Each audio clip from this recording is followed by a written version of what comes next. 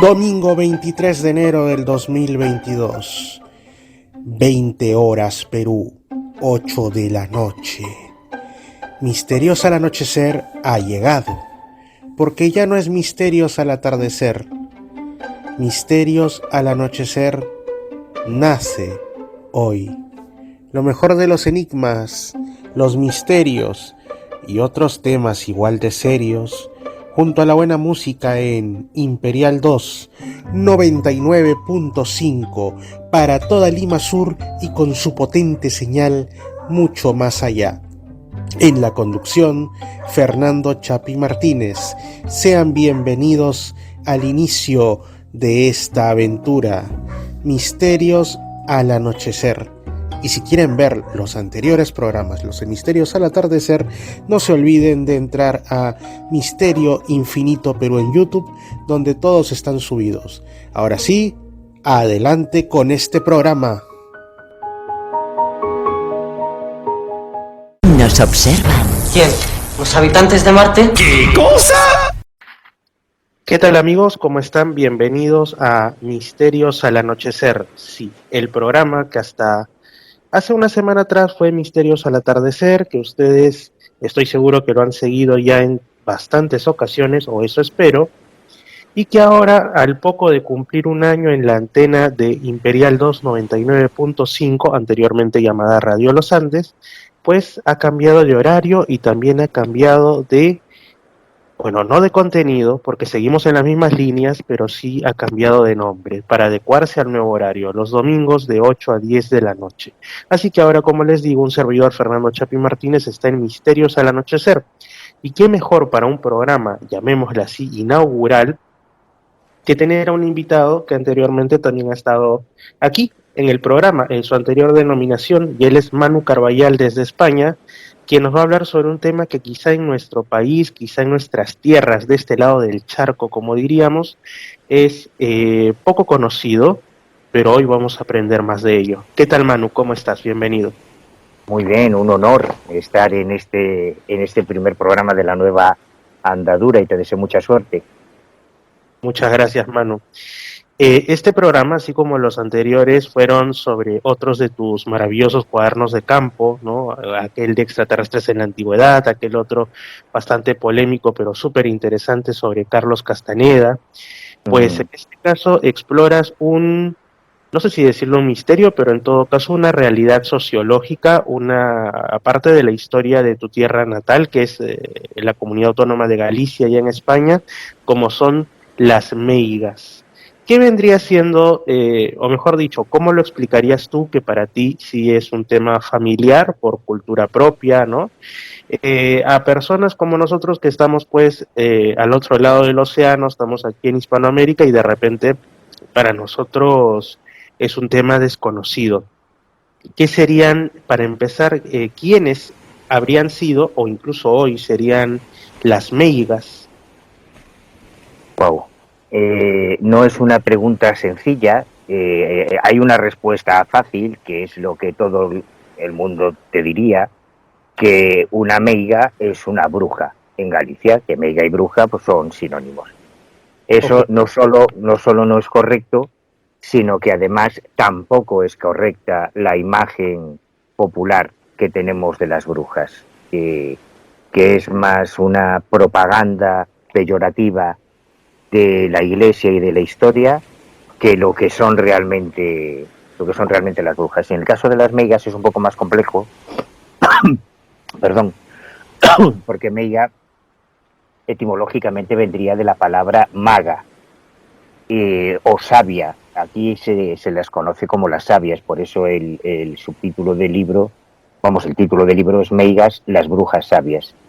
Y vendrían a ser las líderes de alguna manera, intelectualmente, de sus respectivas comunidades, mujeres del campo, mujeres agricultoras, acostumbradas a trabajar con los animales en el rural, en los pueblos más pequeñitos y en las aldeas más pequeñas de Galicia, pero que por su experiencia vital o porque pertenecen a un linaje femenino y han adquirido unos conocimientos que se iban traspasando de madres a hijas o de abuelas a nietas, tienen unos conocimientos de etnomedicina, de las plantas medicinales, de la botánica, de el cuerpo humano, para arreglar lesiones de huesos, de músculos, de tendones, y sobre todo su experiencia vital las convertía en las consejeras.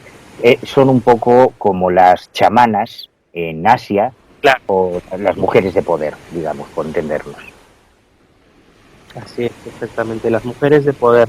Y sin embargo, también hablaste de que existen ciertas representaciones sobre las meigas ya a un nivel más de cultura pop, ¿no? Más que directamente de la cultura de los pueblos, de la ruralidad, sino ya más de la urbe.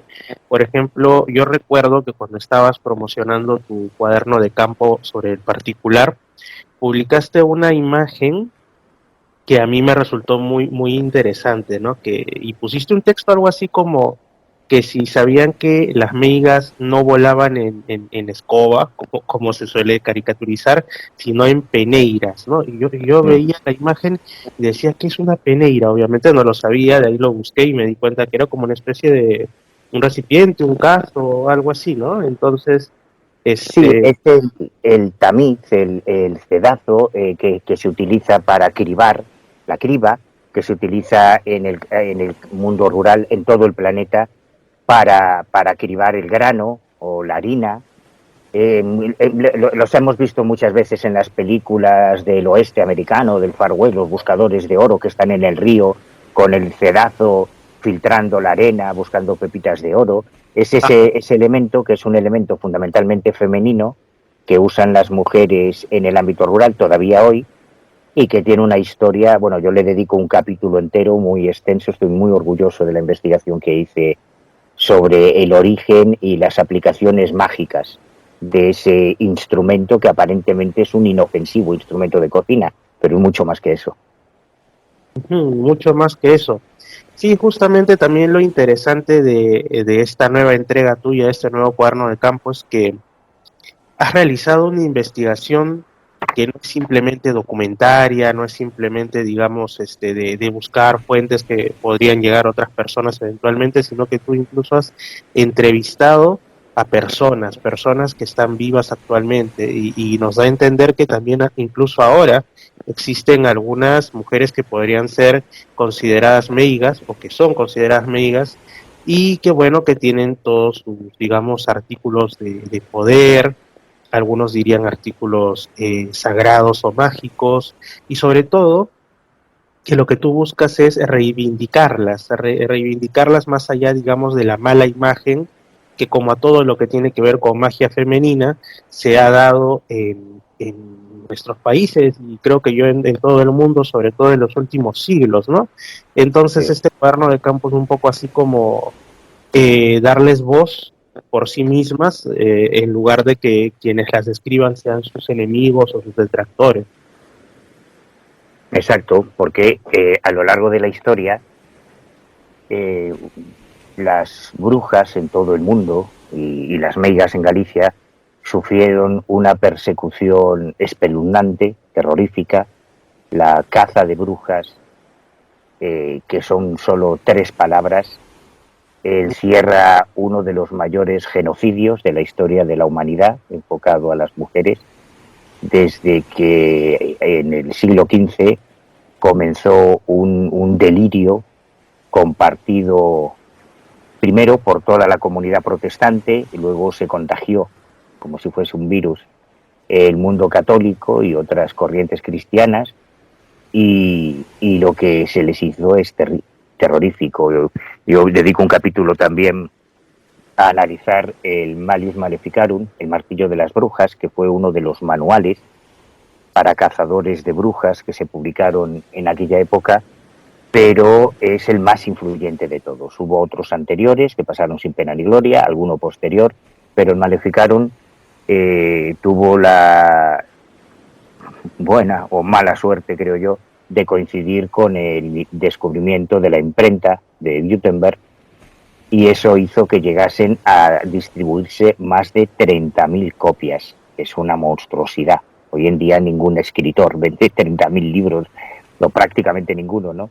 Heinrich Kramer, el autor del libro, que era un fraile dominico, él creía que existía una conspiración internacional de brujas para acabar con el planeta, para traer el apocalipsis anunciado por San Juan en el Nuevo Testamento. Entonces consiguió convencer a sus contemporáneos y a los que vinieron después que no podían dejar a una bruja viva. Esta frase es terrible: no permitirás que la bruja viva, había que matarla. Pero para eso había que identificarlas. Entonces él explicaba detalladamente cómo había que interrogar a estas mujeres, cómo había que señalarlas. Cualquier cosa podía significar que fueses acusada de bruja: una marca de nacimiento, un lunar, una herida en la piel. Eso podía considerarse una prueba de que habías acudido al aquelarre, al coven, al sábado, algo que nunca existió, por cierto, es otra patraña que nos han vendido durante siglos. Y entonces te llevaban a la sala de interrogatorios. La sala de interrogatorios era la sala de tortura. Y yo también le dedico un capítulo. He visitado varios museos donde están los instrumentos de tormento, que es como lo llamaban los inquisidores. Y cuando tú eres consciente de cómo funciona el potro, o la garrucha, o la bota española, o el aplastapulgares, todos estos instrumentos, claro, es que nadie se podía resistir a ese interrogatorio. Entonces todas confesaban, pero confesaban lo que quisieras. Confesaban que eran brujas, que iban al aquelarre, que habían matado a Kennedy, lo que tú quieras. Cualquiera lo confesaría. Y eso hizo que se quemasen vivas, según las cifras de los historiadores, entre 50 y 70.000 personas solo en Europa durante esa caza de brujas. Las cifras más asumidas oscilan en torno a los 60.000, las 60.000 víctimas, que es una monstruosidad. Lo que ocurre es que a medida que voy profundizando en la investigación me doy cuenta de que eso también es mentira, porque se contabilizan las mujeres, algunos pocos hombres, un 10%, el 90% eran mujeres, que se contabilizan en los archivos los que fueron quemados vivos en la hoguera. Pero es que cuando te vas a los archivos y lees los informes, los expedientes que se conservan de la Inquisición, empiezas a encontrar un montón de casos de mujeres que se suicidaron en las cárceles secretas de la Inquisición, que murieron por las enfermedades que cogían durante los meses, a veces años, que permanecían en esas cárceles siendo interrogadas una y otra vez. Muchas morían en los interrogatorios porque eran mujeres de cierta edad que no resistían esas torturas, ¿no? Así que la cifra es muchísimo mayor. Uh-huh. ¿Y qué era en realidad lo que le incomodaba, lo que causaba esta furia, este ánimo, pues, asesino directamente por parte, como dices, principalmente primero de la Inquisición protestante y luego ya también la católica? O sea, ¿qué características o qué hechos concretos realizaban estas mujeres? O sea, ya sabemos que, por ejemplo, a ciertas religiones hegemónicas como el cristianismo, como el islam y otras, por ahí que en determinadas épocas han tenido sus etapas de extirpar lo que consideran idolatría o rezagos del paganismo. Quizá por ahí va la cosa, quizá sería como que en ese tiempo pues los inquisidores las veían como supervivencias de lo pagano o algo así, y eso era lo que desataba su furia, o quizá el hecho de ser mujeres y tener cierto poder en sus comunidades.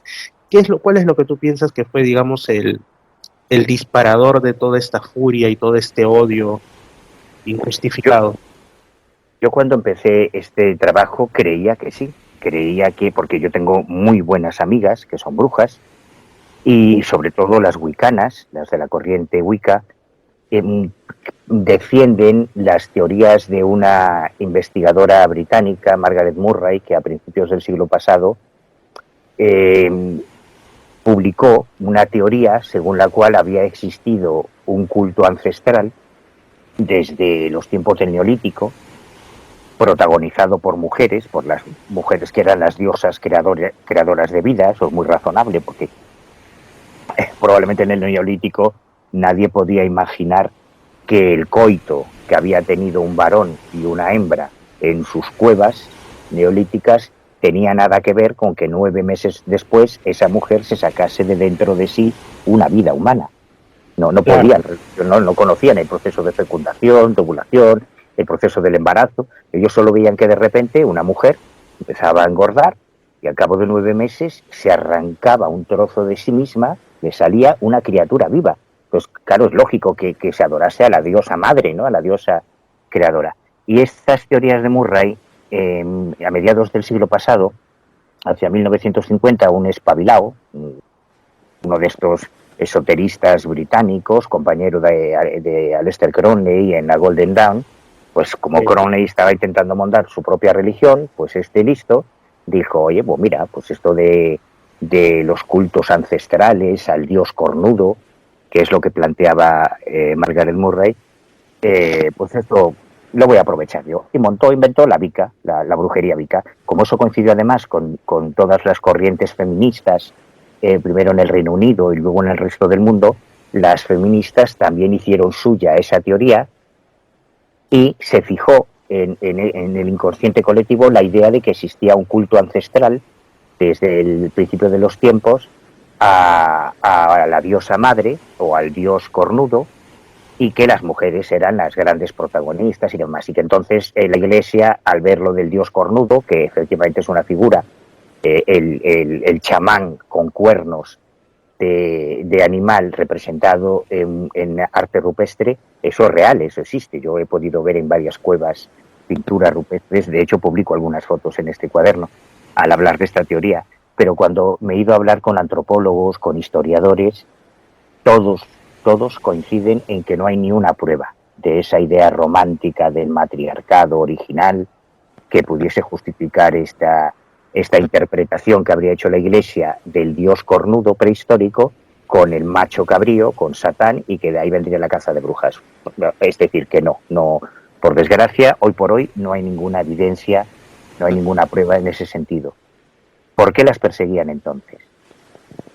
Probablemente yo parto del supuesto de que por sus propias miserias humanas. Es decir, cuando tú analizas libros como el de Kramer, te das cuenta de que es un tipo absolutamente acomplejado, probablemente odiaba a las mujeres porque habría sido rechazado en muchas ocasiones, porque él dibuja una imagen de la mujer como una ninfómana, esto lo dice él, que el problema de las mujeres es que están todo el día fornicando y cuando ya no pueden fornicar con humanos, pues fornican con íncubos, con súcubos, con el demonio, están todo el día ahí, dale que te pego. Yo no sé qué mujeres habrá conocido este tío, desde luego no son las que conozco yo. Luego hace un análisis, a pesar de que Kramer entró en los dominicos siendo un niño, y se supone que si es sacerdote ha sido célibe toda su vida, pretende hacer un análisis de cosas como la disfunción eréctil, los problemas de impotencia, atribuyéndolo a los hechizos de las brujas. O sea, el libro es delirante, es una auténtica locura, ¿no? Pero el sustrato que planea todo el tiempo en la lectura es que este hombre odiaba a las mujeres. Y de hecho, en España hubo casos terroríficos, como el proceso de Zugarramurdi, que es muy famoso, ha dado lugar a varias películas, series, novelas. El proceso de Zugarramurdi comienza en Francia. Zugarramurdi está relativamente cerca de la frontera de España con Francia, y se inicia con una caza de brujas en Francia por parte de otro pirado como Kramer, que cuando veía a las mujeres vascas voluptuosas, rollizas, bañándose en la playa, solas, porque sus maridos, la mayoría eran pescadores que faenaban en Terranova, y cuando venían las épocas de pesca estaban durante mucho tiempo en el mar, y ellas se quedaban solas, lógicamente. Bueno, mi padre era pescador, o sea que yo eso lo he vivido desde pequeño, ¿no? Que mi padre se iba 15 días al mar y mi madre se quedaba conmigo. Entonces eso es normal. Pero como el tío se ponía tontorrón al ver a esas mujeres voluptuosas, a esas bellezas agrestes del norte de España, pues él atribuía su deseo, el deseo sexual que él sentía, a que le habían hechizado, le habían hecho un embrujo. Entonces, al final, las culpables siempre eran ellas, y con eso nació lo que yo llamo el primer pánico satánico. Yo, en el cuaderno de campo número 2, en cultos satánicos, que es mi investigación del satanismo, de las logias satánicas y las sectas luciferinas en España, desde 1976, cuando llega el satanismo a España, pues ahí dedico un capítulo al pánico satánico, que fue aquella locura que se desató en los años 1980 en Estados Unidos, cuando unos psiquiatras irresponsables, utilizando la hipnosis regresiva para buscar el origen de traumas en alguno de sus pacientes, creyeron encontrar también una conspiración satánica que en todo Estados Unidos hacía que muchos niños creyesen recordar que habían sido violados por sus propios padres o por familiares cercanos pertenecientes a sectas satánicas. Aquello desató una psicosis social terrible que asoló todo el país durante años. Hubo muchas familias destrozadas, personas que acabaron en prisión cumpliendo grandes condenas, y al final se descubrió que todo era mentira, que todo eran falsos recuerdos provocados por los mismos psiquiatras, por los mismos hipnólogos. Lo que pasa con las abducciones extraterrestres, una cosa parecida. Pero se generó esa psicosis social que arrasó todo el país. Bueno, pues lo que ocurrió en Europa con la caza de brujas, para mí es el primer pánico satánico de la historia. Se fue gestando ese delirio, esa paranoia de que existía una secta internacional de brujas preparando el fin de los tiempos, y así comenzó la persecución de estas mujeres. Pero luego el problema es que los perseguidores se dieron cuenta de que podían hacer con ellas lo que les diese la gana, porque no necesitaban ninguna prueba.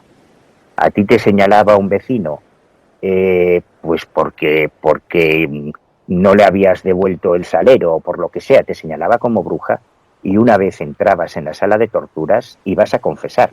Y no solo ibas a confesar, sino que tú después señalarías también como brujas, porque te obligaban con la tortura, a tu prima, a tu sobrina, a tu hija, a tu hermana, a la otra vecina. Esas a su vez señalaban a más mujeres, y al final se convirtió aquello en una locura. En Zugarramurdi había 5.000 personas que eran sospechosas de brujería, y todo empezó, esa bola de nieve, empezó con una chica que había regresado de Francia, de la caza de brujas que se había dado en Francia, señaló a un par de vecinas, y a partir de ahí empezó todo ese efecto contagio, ¿no? Es bastante curioso, y de hecho tú lo debes comprender mejor que yo porque eres criminólogo. ¿Cómo es que este miedo nace, bueno, digamos en distintas épocas de la historia y llega a extenderse tanto, ¿no? Pero a mí lo que me sorprende es, bueno, que que ocurriese, digamos, me imagino por proximidad geográfica, podría ser que se contagiase de la zona de Zugarramurdi, del País Vasco hacia Galicia, ¿no? Toda esta fiebre de querer ver brujas donde no las había, en el sentido de la típica bruja satánica. Pero me sorprende porque yo tengo entendido pues, que Galicia es una zona que en aquellas épocas era pues bastante rural, y que las verdaderas médicas, por cómo tú has investigado y las muestras, pues eran personas que tampoco pues digamos llamaban la atención en el sentido de hacer grandes portentos que pudiesen pues parecer cosa venida del más allá o de otro mundo. Tenían conocimientos, como tú dices, de botánica y de todo ello. Entonces la verdad que no sé por qué podrían llamar, claro, siempre busca un chivo expiatorio, pero por qué podrían llamar la atención para que las tomaran tan feo con ellas. O sea, era un comodín.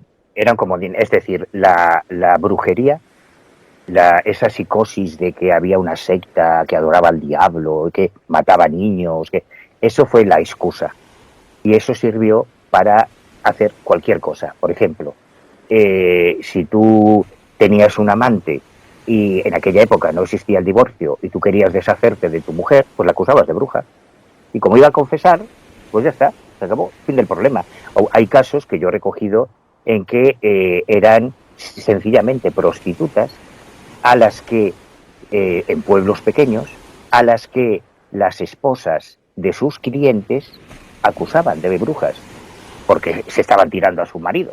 Entonces, pues mira, pues esta se va a enterar, esta pelandrusca. Pues mire, esta es una bruja, la torturaban, confesaba, pues ya está, arreglado.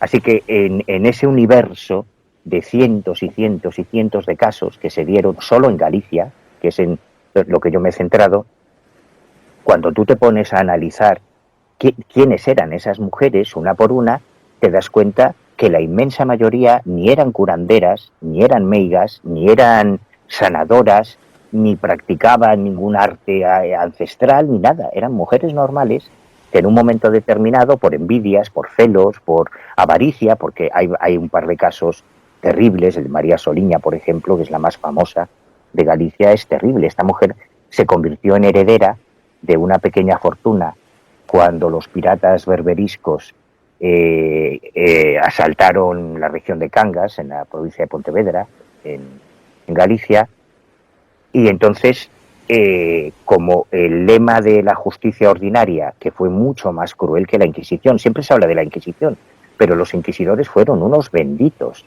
comparados con lo que hizo la justicia ordinaria, la justicia oficial, los jueces de los juzgados, que eran muchísimo más sangrientos, que mataron a muchísimas más mujeres, que no tenían límites en las técnicas de tortura, la Inquisición sí los tenía. O sea, que comparados con la justicia ordinaria, los inquisidores fueron unos benditos, siendo unos auténticos psicópatas, ¿no? Pues en el caso de María Soliña, como el procedimiento habitual era que una vez eras acusada de bruja, se te incautaban todos los bienes, en algunos casos, como el de María Soliña, yo estoy seguro de que el móvil de esas denuncias fue el lucro, fue robarle sus propiedades y dejarla en la más absoluta miseria y en la más absoluta indigencia. Y era una mujer que tenía 70 años cuando la acusaron de brujería y que había heredado, tanto su marido como su hermano habían fallecido en el ataque de los piratas y ella se había convertido en la heredera de propiedades, de terrenos, de títulos. Así que en ese caso, por ejemplo, tenemos otro móvil más. En otros casos, yo estoy seguro que fue la lujuria, porque hay casos de inquisidores gallegos acusados de estupro, acusados de abuso de menores. Hay uno en concreto, un profesor de la Universidad de Santiago, de teología, un inquisidor, al que se le achacaban más de 10 hijos, fruto de sus relaciones con las detenidas, de los abusos sexuales a las presas. O sea que no puedes buscar una única razón para todas las mujeres que fueron acusadas de bruja. Cada caso es especial y es diferente a los demás, y de todas ellas solo un grupo muy pequeño es al que nos podríamos referir como meigas auténticas.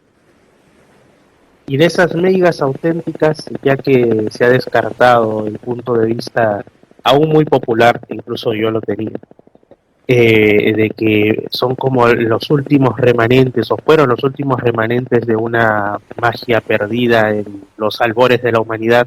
¿De dónde venía en todo caso esta sabiduría que ellas ostentaban, este manejo de la herbolaria y de otro tipo de objetos y cuestiones tenidas por mágica?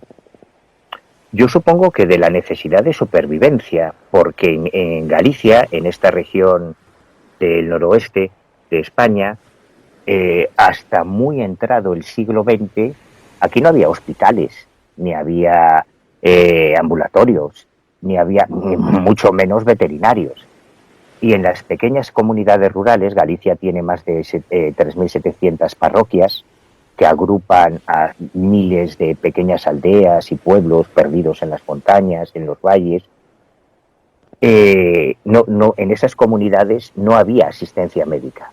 Entonces tenían que aprender a solucionar los problemas de salud como en el resto del mundo. Y de la misma forma que cuando estudiamos el chamanismo, cuando yo he estado en Asia o he estado en África estudiando a los chamanes, el acudir a las plantas, cuando ellos observan, los humanos siempre hemos vivido, tanto cuando éramos nómadas como cuando ya nos hicimos sedentarios, muy cerca de los animales domésticos que nos dan la leche, que nos dan la carne, que con los que convivimos desde siempre, ¿no? Y probablemente, según algunos investigadores, fue la observación de los efectos que generaban en esos animales ciertas plantas lo que les hizo experimentar y así sería como se descubrieron muchas plantas de poder, muchas plantas con propiedades psicotrópicas y muchas plantas curativas. Y ese papel, generalmente el papel de sanadoras, de tutoras de sus comunidades, lo han desarrollado las mujeres. Todavía hoy cuando vas a África es muy sorprendente ver que las mujeres son las que trabajan el campo, son las que cuidan los animales, cuidan la casa, cuidan los niños y cuidan a los hombres que lo único que hacen es ir a la guerra. Y aún así hay crónicas de los primeros cronistas romanos en Galicia y griegos que hablan de que las mujeres del norte de España, de Galicia, de Asturias, de Cantabria y del País Vasco, también iban a la guerra. Eran auténticas amazonas que iban a luchar con sus hombres, ¿no? Con sus maridos. Entonces, estas mujeres que aprendieron esos remedios de las plantas iban pasando esos conocimientos a sus hijas, a sus nietas, y así se producían esos linajes que han llegado hasta la actualidad. Yo las meigas que he podido conocer y entrevistar, cuando les preguntaba, prácticamente todas me decían lo mismo. A mí es que me enseñó mi madre y a mi madre le enseñó su abuela. Y así hasta ahora, en que las chicas de hoy en día, del siglo XXI, recuerdo que esto me lo decía la sabia de Goiás, una amiga muy famosa, doña Florinda, aquí en Galicia, me decía, claro, que el problema ahora es que su hija estaba todo el día pegada al móvil y con el internet y el YouTube y todo esto, y claro, que no quería aprender los remedios de las plantas y estas cosas, con lo cual estos linajes están condenados a desaparecer. Claro, además porque también son linajes puramente femeninos. Supongamos que ahora también que se han reducido el número de hijos, bueno, supongamos que ya antes podían tener, qué sé yo, hace 3, 4, 5 generaciones, 7 hijos, y de esos 7 hijos al menos les saldrán mujeres 2 o 3, por lo menos, si acaso no la mayoría. Pero si ahora solo tienen un hijo, 2 hijos y les sale varón, digamos que no puede haber ahí también una transmisión, hay un corte y sencillamente esa línea se pierde. ¿Por qué crees tú que simplemente lo transmitían a las hijas mujeres y no también a los varones? ¿Por una cuestión de creencia o por una cuestión más práctica? No, por una cuestión de capacidad. Es decir, independientemente de que las mujeres sean o no, yo creo que sí, pero bueno, no voy a entrar a discutir eso, más inteligentes que los hombres, las mujeres son las únicas que tienen hijos. O sea, nos pongamos como nos pongamos, yo no puedo tener hijos, porque no soy una mujer. Entonces, cuando se buscaba el consejo de una sabia en problemas como pues, de los animales o de los niños o de lo que sea, quien va a tener más empatía, quien va a entender por lo que ha pasado una madre que ha perdido un hijo, pues es efectivamente otra mujer. Entre los conocimientos de etnobotánica que ellas tenían están los de plantas que facilitan el parto, que habían utilizado consigo mismas y que pues podían recomendar a otras mujeres, porque ellas sabían lo que era el parto. Un hombre no sabe lo que es el parto. En el caso hay plantas también que son abortivas.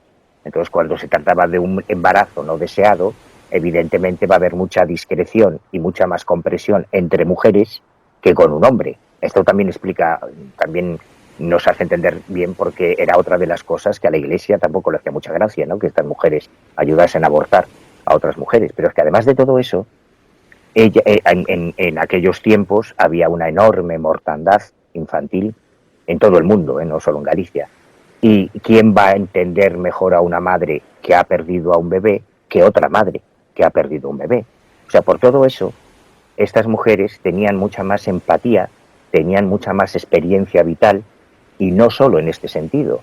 Como ellas son las que cuidaban los animales, mi abuela, mi abuela de Marín, de Pontevedra, de un pueblecito muy pequeño de aquí de Galicia, con 80 y tantos años, octogenaria, ella seguía siendo la que llevaba las vacas a pastar, la que ordeñaba las ovejas, y seguía trabajando con una salud increíble con 80 y tantos años.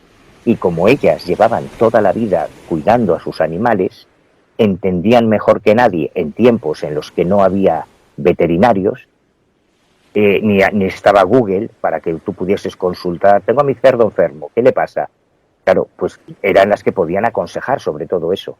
Por eso se las llama sabias, porque tenían un volumen de conocimientos y una experiencia vital que las capacitaba para afrontar los problemas cotidianos, no solo con esos conocimientos de etnomedicina que habían heredado de sus antecesoras, o de fisiología, o de masajes, o de todo tipo de cosas, sino que además conocían los animales, conocían las plantas y tenían las meigas, de verdad, las buenas meigas, una inteligencia natural, una astucia. Cuando tú analizas los remedios que utilizaban, los trucos, es que eran genialidades. O sea, yo me reproduzco algunos casos que a mí me han impresionado mucho de esos remedios que ellas daban para cierto tipo de problemas, que son tremendamente efectivos en una época en la que además no existían los psicólogos, no se había inventado la palabra coaching,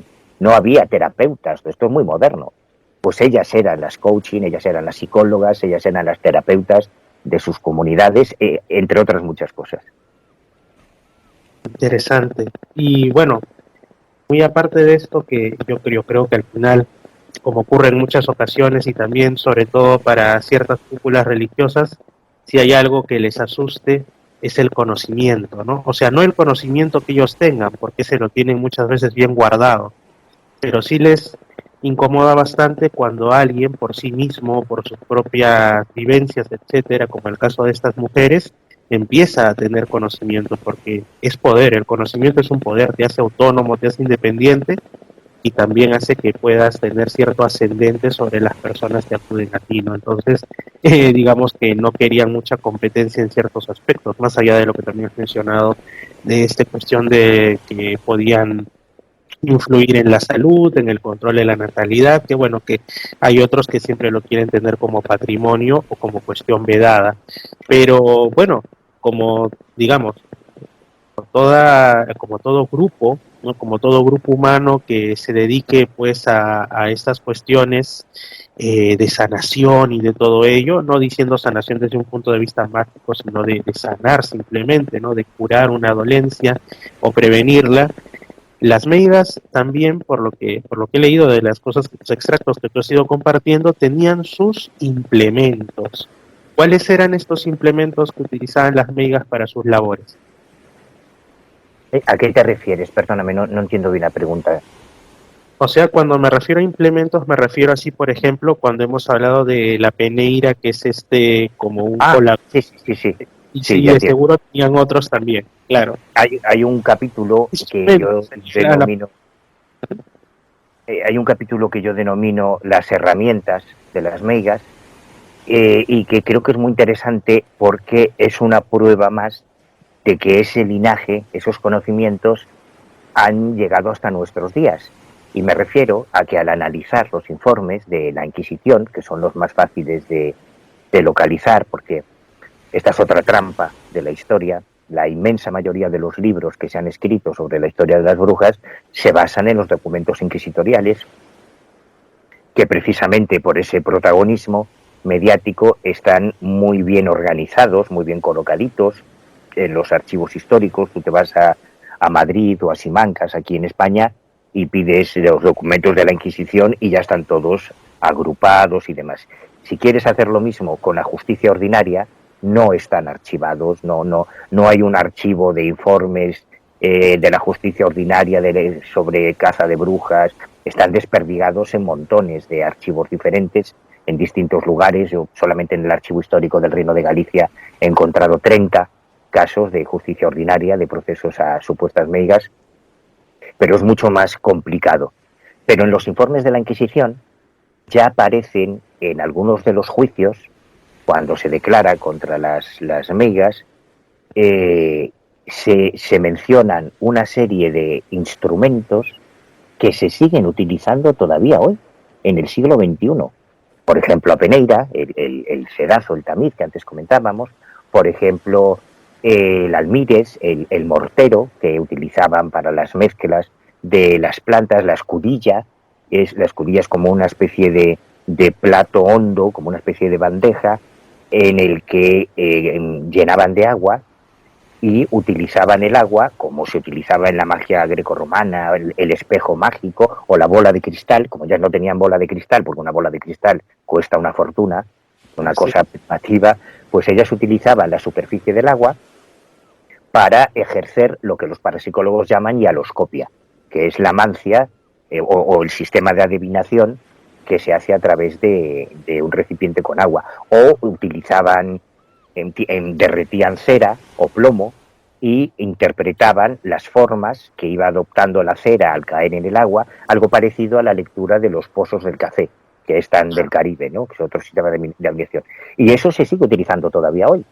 Esto demuestra que son unos conocimientos que efectivamente han ido pasando de madres a hijas durante 5 siglos y que han llegado a la actualidad. Y ese es un tema también muy, muy interesante. Independientemente de que alguno de esos elementos, yo por ejemplo dedico un capítulo a Peneira, al tamit, a los cedazos, porque yo la primera vez que vi a 2 meigas gallegas utilizar a Peneira, me quedé impactadísimo. No tenía ni idea, fue en un pueblecito cerca de Cedeira, en el norte de la provincia de La Coruña, ya a orillas del mar Cantábrico, y lo que hacían era coger ese cedazo, ese tamit, esa especie de palangana, le clavaban en uno de los lados una tijera, se rodeaba de un rosario cristiano, católico, porque además esta es otra de las patrañas. Todas las meigas, todas las brujas eran católicas y cristianas, todas. Y en sus remedios siempre estaban aludiendo al poder de la Virgen, al poder, a la santificación de Jesús. O sea, nunca hubo una bruja que adorase al demonio, jamás. Es que es una mentira. Bueno, en el caso de la Peneira, ese objeto queda suspendido, colgado de la tijera, que se sujeta con los 2 dedos índices, los bordes circulares de la tijera. Es difícil explicarlo sin que tus oyentes puedan ver una fotografía, pero bueno, yo creo que lo van a entender. Queda suspendido y se concentran y entonces le hacen preguntas a la Peneira para ver si ha habido un embrujo, si ha habido un hechizo, si hay un maleficio, y dependiendo de si gira hacia derecha o izquierda, eso significa sí o no. Esto es exactamente lo mismo que el rito de la Verónica, que es una práctica pseudo paranormal tan extendida como la Ouija y que tiene el mismo origen, exactamente el mismo, es el efecto idiomotor, que funciona a base de movimientos musculares inconscientes, como la radiestesia, como el cumberlandismo, que es un tema que está muy estudiado ya. Y lo que todos los chavales hemos hecho, por lo menos en España de pequeños, se llamaba aquí el rito de la Verónica, que consistía en meter las tijeras dentro de un libro, fundamentalmente una Biblia, se sujetaban con una cuerda o con una goma, quedaba suspendido, se ponían los deditos, y entonces hablabas con los espíritus. Y claro, cuando yo vi a estas mujeres haciendo el rito de la Peneira, yo alucinaba, estaba entusiasmado, estaba con un amigo, un investigador gallego amigo, y yo le gritaba, pero no lo ves, Manuel, esto es la Verónica, y él no entendía, pero ¿qué Verónica? Esto es el rito de la Peneira, que no, coño, esto es lo mismo que la Verónica. Entonces, a partir de ahí ya me puse a investigar de dónde venía esto. No me voy a enrollar porque es un capítulo bastante largo del libro. Esto tiene su origen en un sistema de adivinación de la antigua Grecia, que luego fue evolucionando, que se cristianizó cuando llegó el cristianismo a partir del siglo IV, ya utilizando la Biblia. Originalmente se utilizaban unas llaves que tienen un simbolismo mágico muy importante, luego se utilizaban las tijeras, pero siguiendo el rastro de este rito me lo encontré en varias partes del mundo, en Inglaterra, por ejemplo, en la India, en Indonesia, en Asia, hacen exactamente el mismo rito, es increíble, pero no solo eso, sino que esa peneira, ese cedazo, esa cesta, que tiene cierta similitud con un platillo, es en lo que volaban las brujas, no en una escoba, sino en un cedazo o una peneira. Y me encontré y aluciné, tanto en Inglaterra como en Estados Unidos, grabados antiguos en los que las brujas aparecían volando dentro de esas peneiras. Y entonces, como mis cuadernos de campo son mis memorias, ¿no? Yo lo que voy haciendo en mis cuadernos de campo es escribir lo que yo he vivido. Son mis investigaciones, mis anécdotas, y los lectores del cuaderno de campo número 6 de Encuentros cercanos del tipo 4 recordarán ahora que cuando yo estaba en África, preguntando si allí se veían platillos volantes, se veían extraterrestres, se veían ovnis, claro, en África, en las comunidades tribales más pequeñas, no, en sus lenguas ni siquiera existe una palabra para el término extraterrestre, porque me explicaba un investigador en Malawi, en muchos sitios ellos tocan los tambores por la noche en medio de la selva y como nadie responde, significa que ellos son los únicos humanos. Muy interesante esta reflexión, ¿eh?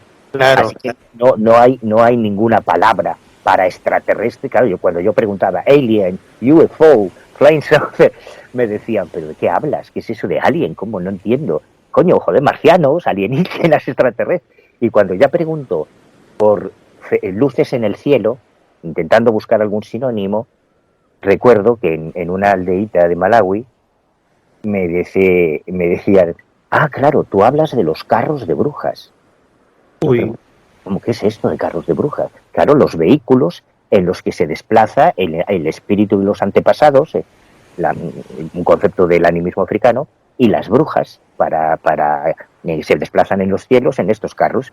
Y cuando yo le pregunto cómo son esos carros, ¿no? Pensando que me iba a dibujar allí en la tierra un carromato ahí tirado por bueyes o algo así, recuerdo que entra dentro de su choza una de estas personas y sale con una panera de mimbre, que es la típica peneira, el cedazo, pero que al mismo tiempo es el típico platillo volante, ¿no? Es fascinante, o sea, me parece alucinante.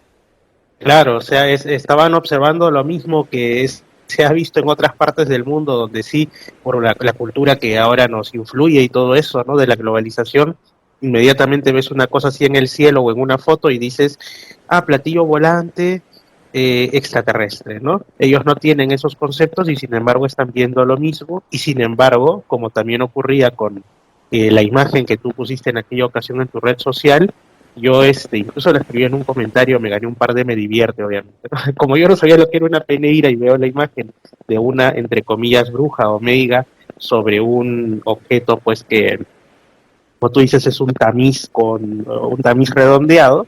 Entonces yo dije, ¿qué es eso? Es como un mini platillo volante, ¿no? Como digo, ahí dos personas me pusieron me divierte, pero porque evidentemente estaba equivocado, pero claro, si una persona que desconoce todo eso y ve o cree ver algo así en el cielo, lo que está viendo es un objeto circular de base plana con un ser encima, ¿no? O sea, es prácticamente lo mismo, pero en distintas culturas y partes del mundo y tiempos incluso. ¿Qué cosa tan curiosa? Sí. ¿No? Y además es que es un auténtico puñetazo en los dientes a la hipótesis psicosocial, porque la hipótesis psicosocial lo que pretende es que el fenómeno ovni es un producto sociológico debido a la ciencia ficción que comenzó en Estados Unidos a principios del siglo XX. Entonces la gente pues veía una cosa rara en el cielo y como estaban todo el día viendo películas o leyendo libros o viendo programas sobre extraterrestres, pues creían que eran extraterrestres.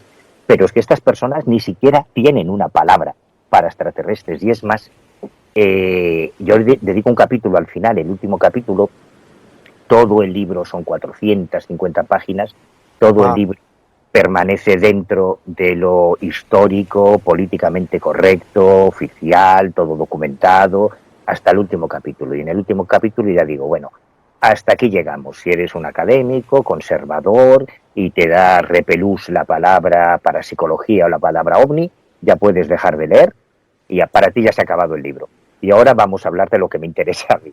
Entonces hay un capítulo en el que hablo de la dimensión paranormal y ufológica y reproduzco varios dibujos de testigos que en Galicia, en la Galicia rural, en la Galicia profunda, han protagonizado lo que nosotros llamamos encuentros cercanos con humanoides, y ninguno de esos testigos relaciona lo que ha visto con el mito extraterrestre. O sea, no tiene ningún sentido la hipótesis psicosocial en el ámbito rural, quizás se pueda aplicar en el ámbito urbano, cosmopolita, moderno, tecnológico, pero en el ámbito rural, y reproduzco los dibujos que me hacen los testigos, esas cosas que ellos vieron no las identifican, ni uno de ellos utiliza la palabra ovni, ni uno de ellos utiliza la palabra extraterrestre o platillo volante alienígena. Para ellos son los elementos del folclore rural local. Y en Galicia tenemos un pensamiento mágico extraordinario, tenemos un patrimonio inmaterial único en toda España, en el que hay un montón de criaturas, de personajes del folclore, que son los que los testigos de este tipo de fenómenos interpretan como el origen de dichos fenómenos. La Santa Compaña, el Urco, claro, los aparecidos, pero nadie habla de extraterrestres. Y claro, el único que habla de extraterrestres es el ufólogo, que cuando se encuentra esos casos dice, claro, es que estos pobres ignorantes han visto alienígenas y no se han dado cuenta. Pues no, ¿por qué? Es que yo no creo que nunca ningún caso ovni tenga nada que ver con alienígenas. Yo creo que es otra cosa más compleja, y esta es una buena prueba de ello también. Sí, exactamente. Me hace recordar algunas cosas que charlé con Carlos Gabriel Fernández en un programa ya de hace algunos meses respecto a su libro 50 lugares mágicos de Galicia. Sí, ahí contaba algunas cosas respecto a la Santa Compaña que tú has mencionado, que quizá es el misterio gallego más, o el folclore gallego más conocido, al menos a nivel Hispanoamérica. Acá sabemos, incluso ha habido algunos casos en Hispanoamérica de cuestiones que podrían ser equivalentes a la Santa Compaña, pero por supuesto es patrimonio de Galicia, ¿no? O sea, es uno de sus pilares en cuanto a apariciones supuestamente fantasmagóricas. Pero bueno, y hablando de trascender a otros lugares, ahora que mencionas eso, perdóname, Fernando, es que hay un hilo histórico de comunicación cultural muy profundo entre Galicia, entre toda España, por supuesto, ¿no? Pero sobre todo entre Galicia y toda América Latina, que comienza con la conquista de los españoles, y entre esos conquistadores hubo muchos gallegos. Galicia es un pueblo eminentemente emigrante. O sea, en Galicia hay una tasa de emigración importantísima. Nos hemos pasado toda la historia emigrando a todo el mundo. La primera viajera de la historia, la primera gran viajera, esto no lo sabe mucha gente, todo el mundo conoce a Marco Polo, ¿no? O en el ámbito musulmán a Ibn Battuta, o a Ali Bey, o todos estos grandes viajeros que al principio de la historia se guiaron en aventuras y demás, tonterías. La primera gran viajera, en el año 622, fue una gallega, el 622, no recuerdo ahora exactamente, Égira, fue una gallega del Bierzo que hizo un viaje, una peregrinación a Tierra Santa desde Galicia, espectacular, siglos antes de que ningún otro hiciera eso, ¿no? Entonces, los gallegos siempre hemos viajado mucho. Y entre esos gallegos que participaron en la conquista o que se quedaron a vivir allí, había muchos gallegos y gallegas. Y ahora te encuentras en países como Chile, concretamente en la región de Chiloé, existe un personaje que son las meicas, en la zona que además en su día se denominó Nueva Galicia. Está clarísimo la influencia, ¿no? Ya, digamos que más claro el agua, así es. Claro, yo es uno de los ejemplos que pongo en este estudio, que también exportamos a nuestras meigas. Hay un trasvase cultural muy importante entre Galicia y América Latina. De hecho, en países como México o como Argentina, a todos los españoles se les llama gallegos. Es así. Tú puedes ser un gallego de Barcelona, un gallego de Madrid, un gallego de Cádiz, pero a todos se les llama gallegos. Cuando los gallegos de verdad somos nosotros, los gallegos de Galicia. Y esto es porque a partir de 1936, cuando se desata la terrible guerra civil en España, terrible, con el lanzamiento de Francisco Franco, que por cierto también era gallego, del Ferrol, hubo una hambruna en la posguerra terrible, y miles y miles y miles de gallegos emigraron a Uruguay, a Argentina, a Perú, a México, y por eso hubo tantos que a todos se les llama, a los españoles se les llama gallegos. Y muchas de las mujeres emigrantes que fueron a esos países, ahí se familiarizaron con otros elementos mágicos, con otras tradiciones, como la santería, la umbanda, el candomblé, la macumba, el vudú, y cuando años después volvieron a su Galicia natal, se trajeron esas creencias, esos elementos, y eso hace que hoy haya algunas mujeres que se presentan como meigas y que lo que están haciendo son rituales de umbanda o de santería que no tienen nada que ver con la tradición de las meigas gallegas. Utilizan el término meiga porque tiene muy buena prensa, porque es muy romántico, porque les ayuda a vender, pero hombre, eso no es una meiga, eso es otra cosa. Por eso dedico también un capítulo a las falsas meigas. Igual que hablo de las meigas auténticas, con nombre, apellido y foto, pues hablo de las meigas falsas con nombre, apellido y foto también. No, sí, justamente yo estaba buscando, haciendo ahí una breve búsqueda en internet de noticias sobre meigas y no recuerdo ahora exactamente cuál, porque lo vi ayer un ratito, y salía sobre una mujer que decía ser meiga y todo, pero yo veía lo que hacía y lo que ponía, y básicamente era como, bueno, como las brujitas que puede haber aquí, ¿no? Que te leen el tarot, Claro. que todo tipo de mancias, ¿no? Y entonces yo decía, esto no le veo mucho de tradicional porque aquí en mi país también puedo encontrar eso. De hecho, tengo amistades que leen el tarot y no son meigas. Entonces, ahí recordé un poco lo que tú decías también de que existen, sí, aún supervivencias de meigas verdaderas, pero también otras que usurpan el nombre, vamos a decirlo así, ¿no? Quisiera, por favor, que puntualices un poquito más, porque sé que es poco conocido, sobre esto de que cuando llegaron, pues, los españoles y dentro de los españoles los gallegos, que Sí. en la zona de Nueva Galicia, Chile, existen actualmente las meicas con C. Estas mujeres, estos personajes, reúnen las mismas características que las meigas gallegas, digamos que tienen también lo de la peneira, algo así, o es una realidad distinta, es algo que ya no es actual, un poquito de... No, siguen existiendo, son fundamentalmente sanadoras, fundamentalmente curanderas, pero que se adaptan a las herramientas que tienen a su alcance. Pero esto pasa también en Galicia, y este es un detalle importante. Una de las cosas que a mí me llevó a darme cuenta de que toda esta mitología que se sigue actualizando día a día a través de las películas de Hollywood, de las series de Netflix, de las novelas, de los libros, de los tontopolla que tienen un canal y dicen tonterías y hablan de lo que no tienen ni idea, esta imagen de la bruja satánica que adora al demonio, que esto no ha existido nunca, todo mentira. Una de las cosas que me llevó a empezar a intuir que todo esto era una tomadura de pelo es que las meigas que yo he conocido en persona, cuando yo les preguntaba, ellas no conocían a ninguna otra meiga. Pero vamos a ver, entonces los aquelarres, los coven, los sábados, las asambleas de brujas, no. Aquí en Galicia, como en todo el mundo, hay lugares, el Arenal de Coiro, la Playa de la Lanzada, Áreas Gordas, donde hoy en día las rutas de turismo esotérico, que es el último negocio que se ha inventado en el mundo del misterio, te llevan y te cuentan, aquí se reunían las brujas en aquelarre para copular con el demonio y para matar niños y beberle la sangre. Eso no pasó jamás. Y para algo que a mí me causó un cierto repelús cuando lo leí, he estado buscando noticias brujeriles, bueno, supuestas informaciones brujeriles en internet, y me sale algo que yo desconocía completamente y hasta con nombre en latín, que era algo así como el osculum infame, Ay, que sí, por favor. es básicamente el beso negro, ¿no?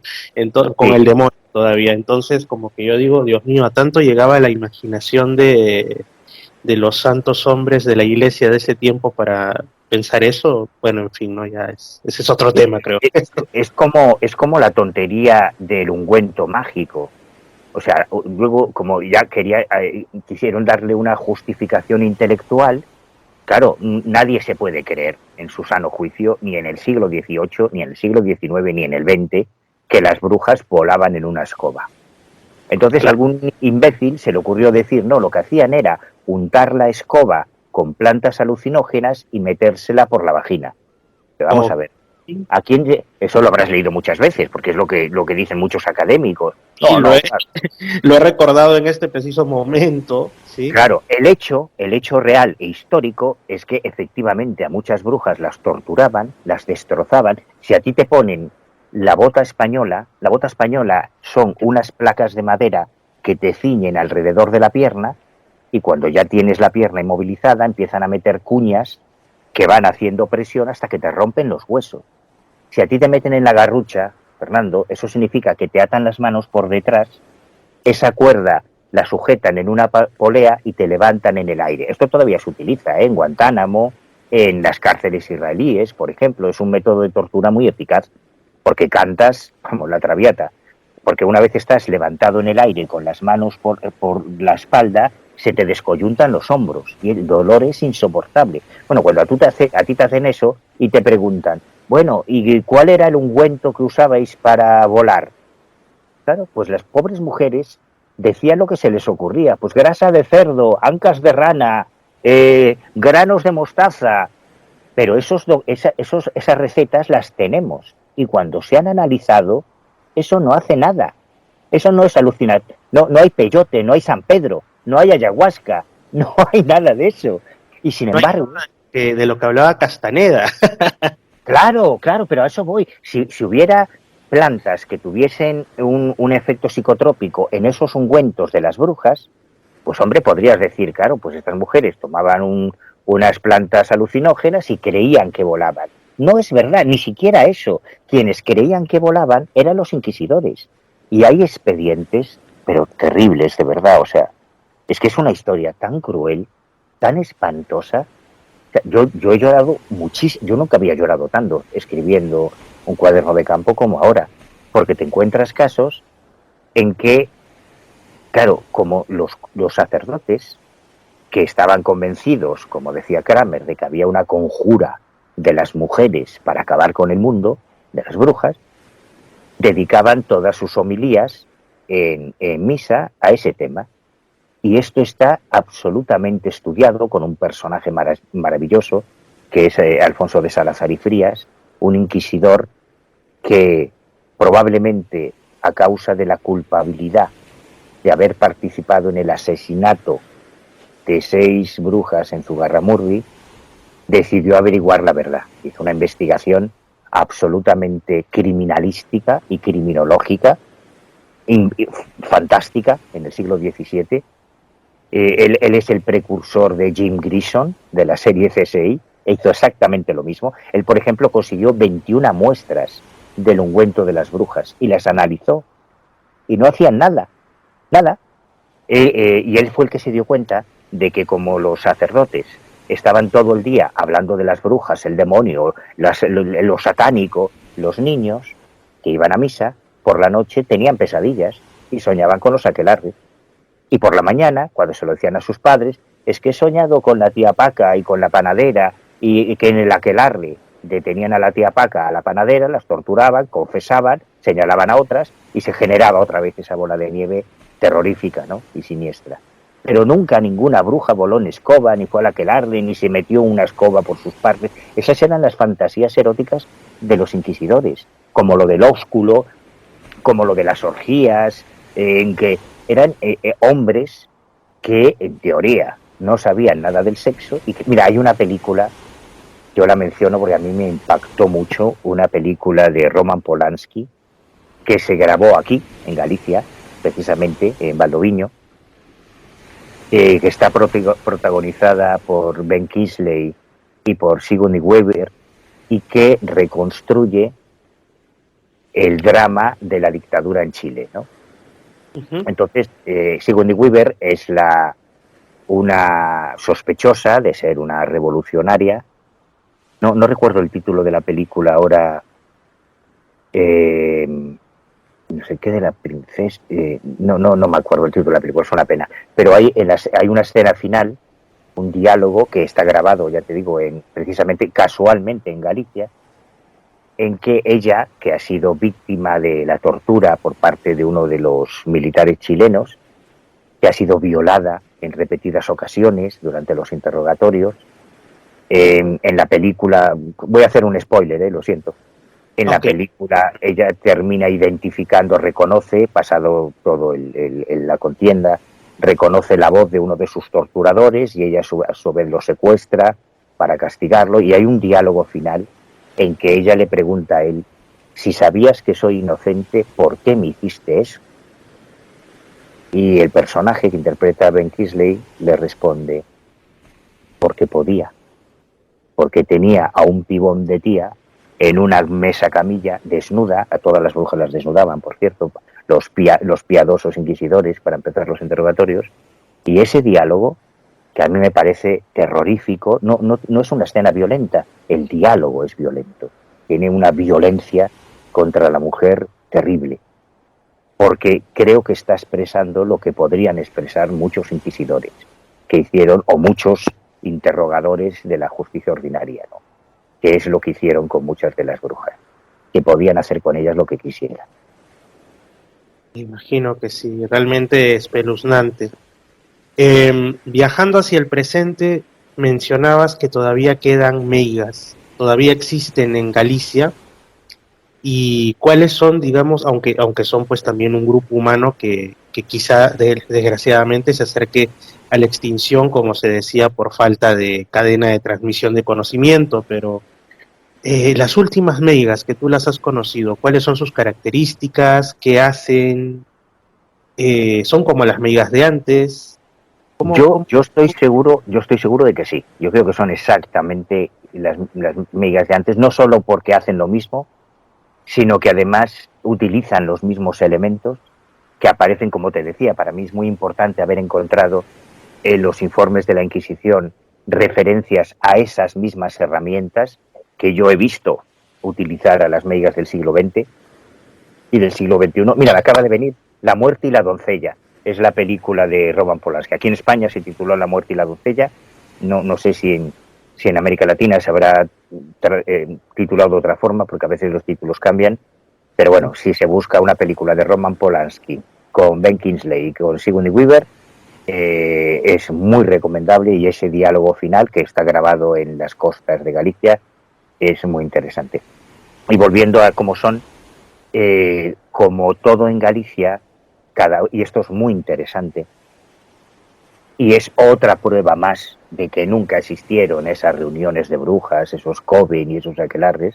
Además que aquelarre es una palabra de origen vasco que significa el prado del macho cabrío, que era un prado que estaba muy cerca de una cueva que todavía hoy se puede visitar. Yo estuve este verano otra vez allí, y cuando estaban interrogando a las brujas vascas, claro, el problema es que ellas hablaban euskera, una lengua propia del País Vasco, y los inquisidores hablaban castellano, así que necesitaban traductores. Y cuando las están torturando y les dicen: bueno, ¿dónde os reuníais? ¿Dónde eran vuestras concentraciones? Claro, las mujeres respondían cualquier cosa para que dejasen de torturarlas. Podía haber dicho: pues en la playa, pues tal. Y una dijo: pues en el prado del macho cabrío. El prado del macho cabrío era el prado donde llevaban las cabras para que el macho cabrío copulase con ellas. Y ahí se quedó. La palabra aquelarre viene de ahí. Nunca hubo aquelarres, nunca existieron aquelarres tal y como los entendemos. Nunca hubo esas reuniones de brujas. Pero en Galicia otro elemento que apoya mi hipótesis, que es lo que yo presento aquí, es que cada una de estas brujas o de estas meigas tenía técnicas que no se utilizan en ningún otro sitio, porque no hay ese intercambio de información, pero por una razón muy sencilla, porque Galicia tiene una orografía y un clima duro. Todavía hoy, cuando yo viajo desde La Coruña, que es mi ciudad, a Madrid, por la autopista A6, yo en los inviernos más duros, dentro del tramo de autopista de Galicia, nos hemos quedado sin poder seguir en una autopista de 8 carriles, O sea, no estoy hablando de una carretera comarcal, en una gran autopista, por la nieve, por la niebla, por la lluvia. De hecho, esto fue uno de los elementos importantes que hizo que la Inquisición llegase a Galicia en último lugar. En toda España existían ya tribunales de la Inquisición, menos en Galicia. Este es otro detalle muy importante para entender cómo se gestó la historia de las meigas gallegas. En 2 ocasiones la Santa Inquisición intentó crear un tribunal en Santiago de Compostela y 2 veces falló. Hasta la tercera no fue capaz, porque la política de la Inquisición era tener agentes en todas las comunidades. Y como en Galicia hay más de 3.700 parroquias compuestas por miles de pequeños pueblos y aldeas perdidos en medio del monte, a veces compuestos solo por 4 o 5 casas, era materialmente imposible. Los inquisidores no podían llegar a todos los lugares, ¿no? Y esas meigas, esas sabias, trabajaban para su comunidad. En aquella época no había internet, ni te anunciabas en Twitter, ni tenías TikTok, ni cosas de estas. Ellas ayudaban a la gente de su comunidad, y el boca a boca es lo que hacía que algunas de ellas se convirtiesen en personajes famosos dentro de la región o dentro de la provincia, porque había, a fuerza de solucionar problemas a distintas personas, estas lo comentaban a sus familiares: oye, pues a mí me solucionó esto la sabia de tal lugar o la meiga de tal sitio, y algunas de ellas llegaron a tener una cierta fama en la época, ¿no? Pero cada una utilizaba algo muy obvio. Las plantas, o sea, tú si quieres analizar, hoy en día hay investigadores de la Universidad de Santiago de Compostela, del Departamento de Farmacología, que están estudiando las plantas curativas de las brujas, de las meigas, y se están haciendo unos trabajos maravillosos en ese sentido, porque realmente hay plantas que curan. Pero claro, esas plantas crecen en una zona determinada. Las plantas que hay en la Sierra do Caurel, por ejemplo, no están en Pontevedra o no están en Ferrol. A hierba de enamorar, está en Cedeira, no está en Orense. Entonces, cada meiga utilizaba lo que tenía a su alcance. Plantas, minerales, símbolos, lo que tenía a su alrededor para poder ayudar a las personas que pedían su ayuda. Pero cada una de ellas utilizaba unos elementos diferentes, por lo que te digo, porque no es la misma orografía ni la misma botánica la que hay en Pontevedra, en Lugo, en Orense o en La Coruña. Y esto me interesaba porque aquí en mi país también hay aquello de que con determinadas plantas se propicia el amor, ¿no? Como aquellos filtros del amor, y cuando tú has hablado de la hierba de enamorar, me ha llamado la atención. ¿Cómo es esto? A ver si nos puedes ahondar un poco sobre la hierba de enamorar. Claro, yo supongo que son probablemente relajantes musculares, que se pueden utilizar como el té o como la manzanilla en infusiones, y que ayudan.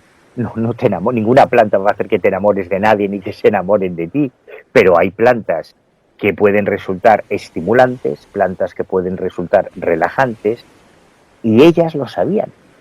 Y cuando hay ejemplos maravillosos de esa astucia, de ese ingenio para ayudar, utilizando cosas tan razonables, tan de sentido común, pero que a nadie se le ocurran, que yo lo comparo con los hackers de la actualidad. Los hackers utilizan el pensamiento lateral.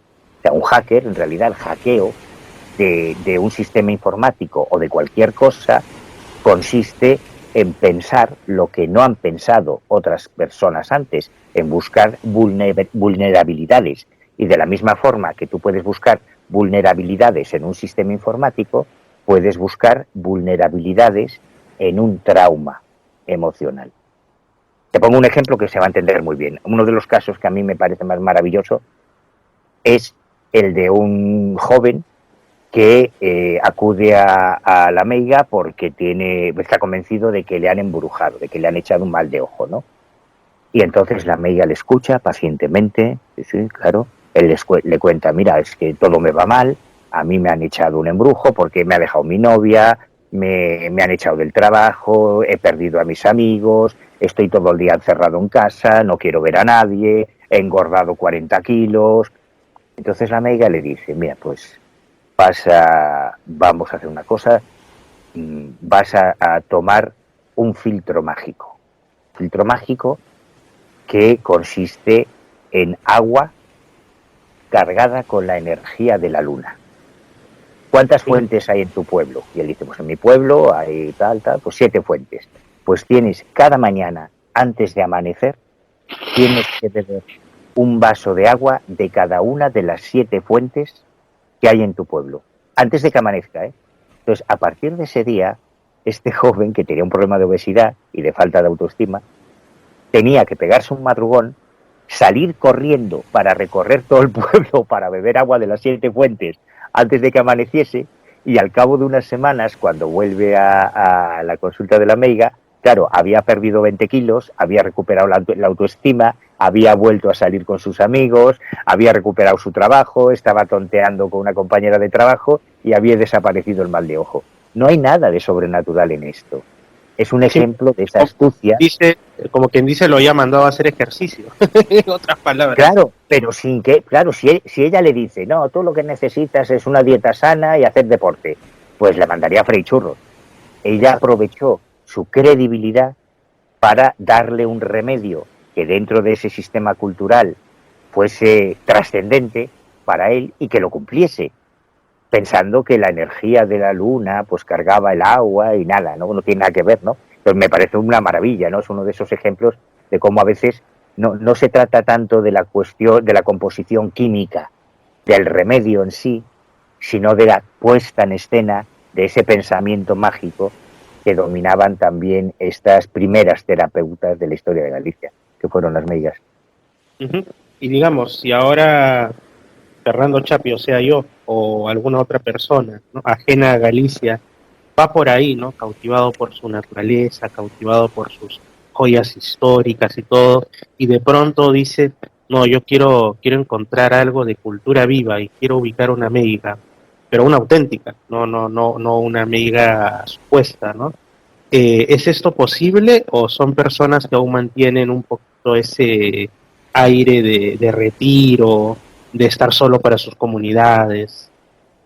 No, aquí tenemos otro problema que a mí me ha hecho gastar mucho tiempo y mucho dinero y muchos kilómetros en la investigación, y es que las jóvenes generaciones, los nietos de ahora, los chavales de ahora que están todo el puñetero día con el TikTok y con el YouTube y con estas cosas, que no leen libros, por eso pasa lo que pasa, han hecho que los ancianos, que son los depositarios de estos conocimientos tradicionales, se vuelvan muy reacios, ¿no? Porque los nietos les dicen, abuelo, estás tonto, esto son cosas de viejas. Esta es una frase que se repite mucho. Estos son cosas de viejas. Estos son supersticiones y tonterías. Si no sabes manejar un móvil, ¿cómo vas a curar a la gente? Porque no saben manejar un móvil porque no tienen móvil, estas personas mayores. Entonces, una de las primeras cosas que tienes que hacer, claro que nosotros los que somos gallegos y hablamos gallego, que es la lengua que se utiliza en Galicia, no el castellano, lo tenemos un poco más fácil. Pero aún así, cuando yo llegaba a una aldea o llegaba a un pueblo o llegaba a una pequeña comunidad preguntando, oye, aquí a Curandeira, a Menciñeira, a Compuñedora, ¿dónde está?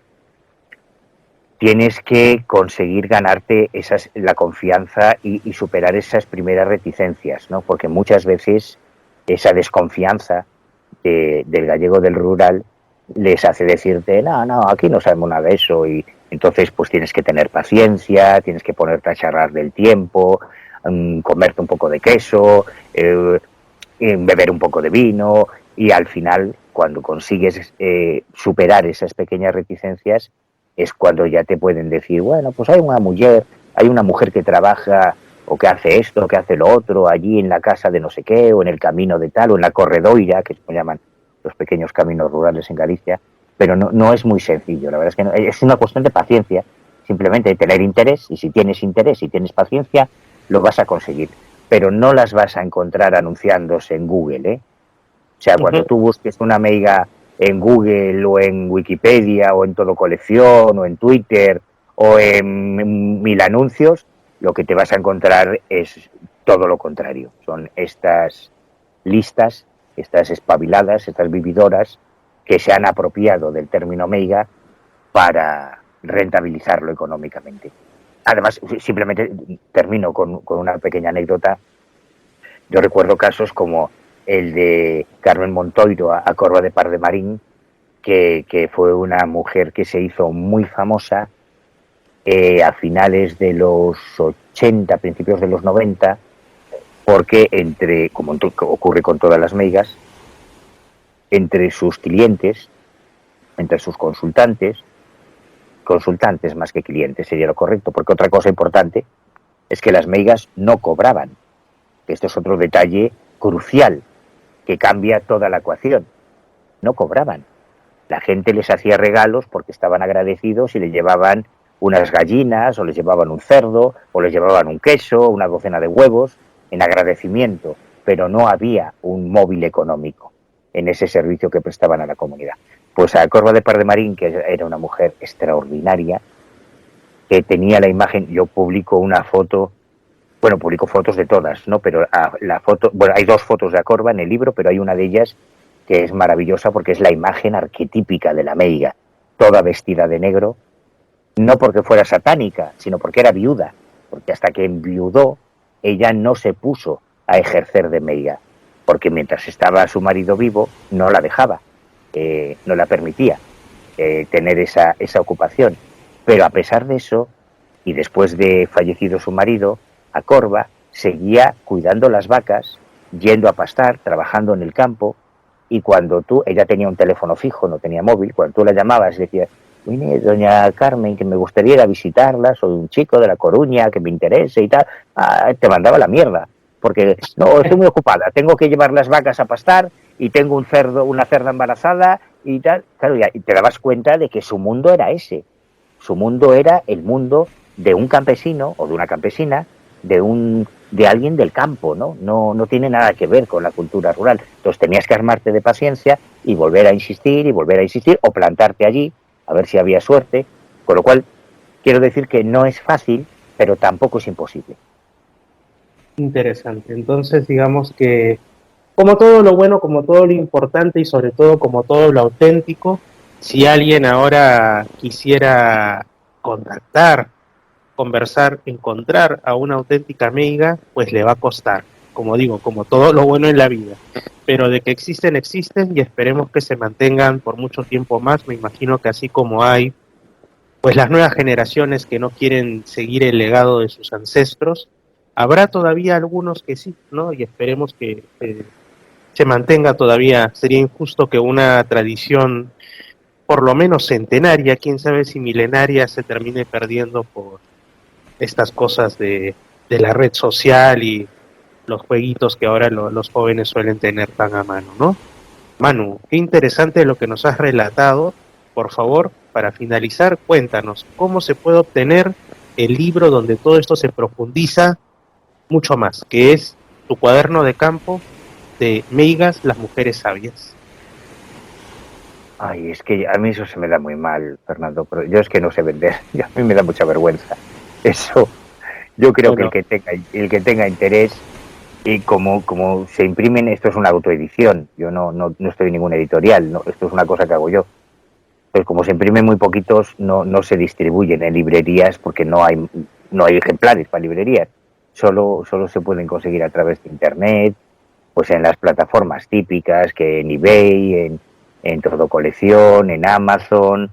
Hay unas amigas maravillosas que se están esforzando mucho por ayudarme y que distribuyen mis libros a través de sus tiendas en estas plataformas. O sea, cualquiera que busque, ponga en internet el título del libro, yo creo que si tiene, pues mira, como encontrar a las meigas, el que tenga interés lo va a encontrar.